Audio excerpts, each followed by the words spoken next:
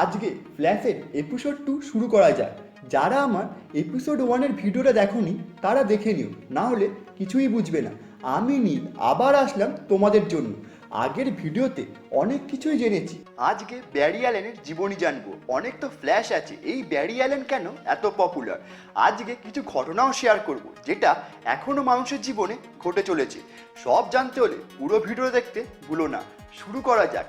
Barry Allen, যার পুরো নাম Bartholomew Henry Allen, writer, Gardner Fox, artist Harry Lampert. বাবার নাম হেনরি অ্যালেন, মায়ের নাম নোরা অ্যালেন, জন্মস্থান সেন্ট্রাল সিটি। এইবার গল্পে আসা যাক। বেরি যখন একদম ছোট বাচ্চা, সে তার মায়ের কাছে গল্প শুনে ঘুমাতো। যখন সে 5 বছরের, তার জীবনে দোষ, সে একদিনেই জীবন থেকে সবাইকে হারিয়ে ফেললো। কিন্তু তখন একজন ডিটেকটিভ জো ওয়েস্ট তাকে অ্যাডপ্ট করে নেয়। এই রকম করেই চলছিল তার দিনের পর দিন। ছোট থেকে এখান থেকে ছাড়িয়ে নিয়ে যাবই, ওর বাবা প্রতিবারই বলতো। আমরা আগেও এই ব্যাপারে কথা বলেছি, তুমি জানো আমি নির্দোষ, এর থেকে বেশি আমার কিছুই চাই না। বেরিয়ে জীবন সৎ বাবার বকুনি আর রিসার্চের কাজ করেই চলছিল। দুঃখের এই জীবনে ও একজনকে ভালোবেসে ফেলে, তার নাম আইরিস ওয়েস্ট। যদিও সে ডিটেকটিভ জো ওয়েস্টের মেয়ে, কিন্তু তারা ছোট থেকেই বন্ধু ছিল।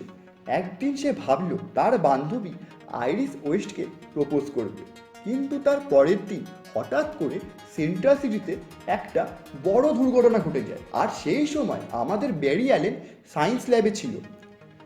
এই দুর্ঘটনার ব্যাপারে আমি তোমাদের পরের ভিডিওতে বলবো অনেক ডিটেলসে।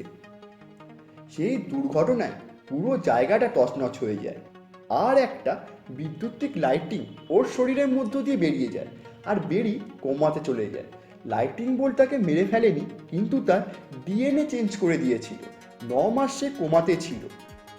এই 9 মাস কোমায় থাকাকালীন আইরিস ওয়েস্টার জীবনসঙ্গী পেয়ে যায়। তার নাম ছিল এডি থর্ন, আর তিনিও একজন ডিটেকটিভ ছিলেন। আর তিনি ডিটেকটিভ জো ওয়েস্টের পার্টনার, মানে আইরিস ওয়েস্টের বাবার সহকর্মী। 9 মাস পরে সে কোমা থেকে ওঠে। উঠে সে নিজেকে একটা স্টার ল্যাব নামক জায়গায় দেখতে পায়।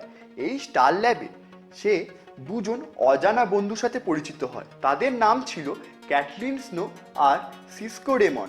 আর সে একজন ডাক্তারের সাথেও পরিচিত হয়, তার নাম ছিল হ্যারিসন ওয়েলস। এ তার ভালোবাসার সাথে কথা বলতে যায়।